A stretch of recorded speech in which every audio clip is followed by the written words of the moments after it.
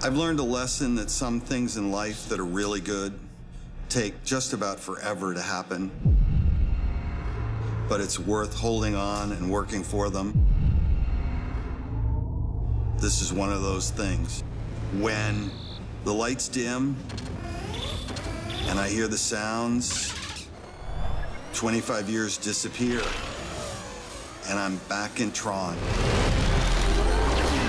Here we go.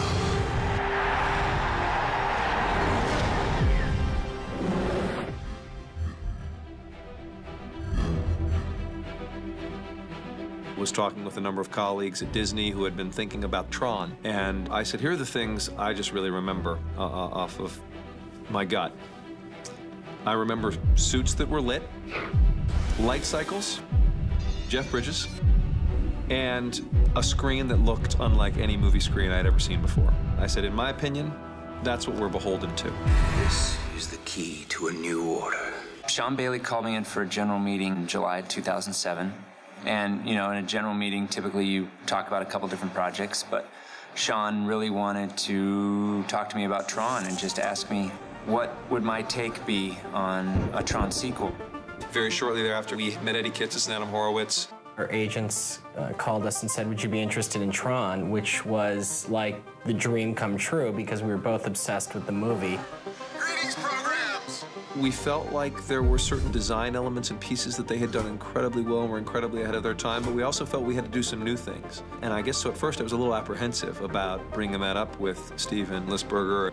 Everybody wants to see cyberspace get real, and I think that's a really exciting thing, to have all this technology behind it, to realize it in a way that we couldn't have conceived of when we did the first film. A movie like this, you know, you can talk to you blue in the face, but ultimately you need to show them something. So I proposed the idea of creating a 2 or 3 minute piece, kind of like a mini trailer for a movie that didn't exist yet. We'll shoot walk-offs and take them through a series of moves. That will get the movement we want. It was funny, as we started to write the script, Joe went off to shoot the test footage. We got Jeff to be a part of it, which was really important. I don't think this movie would exist without him being involved. He was integral to even getting this thing off the ground.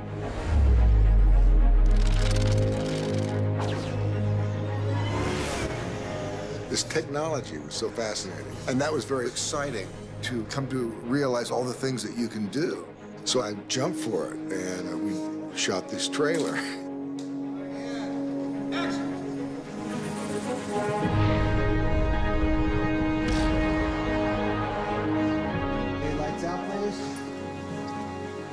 Okay, want to move around a little bit?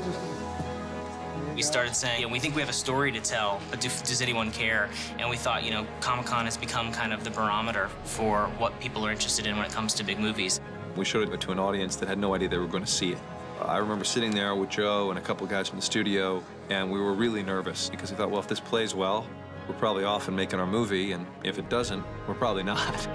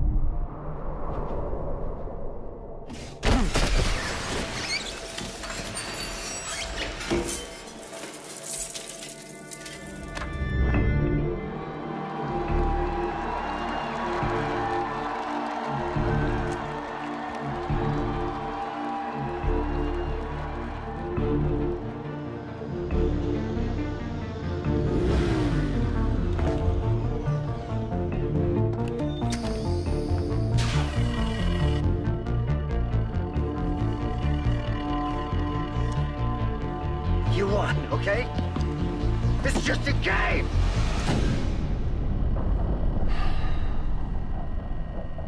Not anymore. The film got such a great reaction from the fans that Disney said, oh yeah, we can put the money that it's going to cost to make this film a reality. It was one of those things where you kind of dream it, you imagine best case scenario, and then everything just kind of fell into place. And action.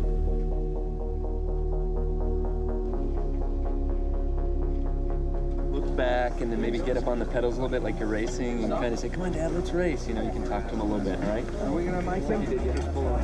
Yeah, that's good. So you look back and smile at him. Action, 5 folks.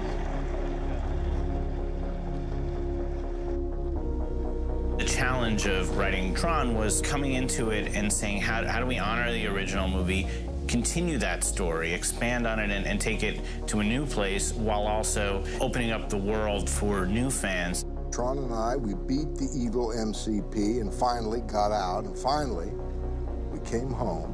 There's so much interesting, mythology in the first movie, and then we said, it has been so long. And a lot of our target audience won't have seen the original. They won't have been born when the original was created. At the end of the original Tron, Kevin Flynn jumps out of a helicopter on top of Encom Tower. And what we're saying at that point is he created the Tron video game based on his experiences in that movie. At the same time, he's continuing to do research on this universe that he found. So he actually spends his nights beaming himself in and out of the computer world. So we just kind of wrote this interim mythology from 82 to 89, where he gets stuck inside of the computer again, disappears off the face of the planet, for the next 20 years or so. Well, Kevin went into the computer and he got stuck in there, and he's been in there for 20 years, and that's where we find him. The notion of living inside a computer world as an avatar is something that couldn't be more relevant in 2010. We put together a really exciting room of people from Caltech and JPL to test our theories of, the biological form going into digital space. And remarkably, they said, well, under certain circumstances, we could imagine in the future, if you had enough computing power and you used something called quantum science, you could have such a circumstance. Relates directly to quantum teleportation. I mean, it fits the quantum teleportation model. His quantum information is destroyed in the process of recreating the quantum information. It's teleportation, not cloning. It's destroyed. It is disappeared. Yeah. It is not physically destroyed. It is actually negated. I love those guys. They've read the script, and the next thing you know, you've got a neuroscientist arguing with an artificial intelligence scientist about what an ISO girl program would really be thinking. There are a lot of geek women like myself who love computer games, but the computer games we love are the ones that get us involved emotionally. We realized that what Lisberger came up with all those years ago really touched a nerve with people and really kind of ignited imaginations in some way. Each generation sees their role differently. Part of this generation's challenge is how to make this stuff real, how to bring computers into your everyday life, and they're making the film real the same way. This film really belongs to the next generation. Should I pass him a torch? Should we make it official? Just send it to the disc. Yeah.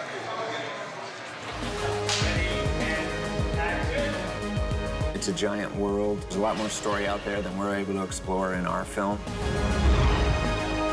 There's a whole world that has grown, and we're just kind of scratching the surface of that world. And that's something that's exciting to us, is that there's a deeper mythology that we're just kind of getting into. In 1982, I fell asleep on stage 4, and I woke up in the next Tron film. I feel like Rip Van Winkle.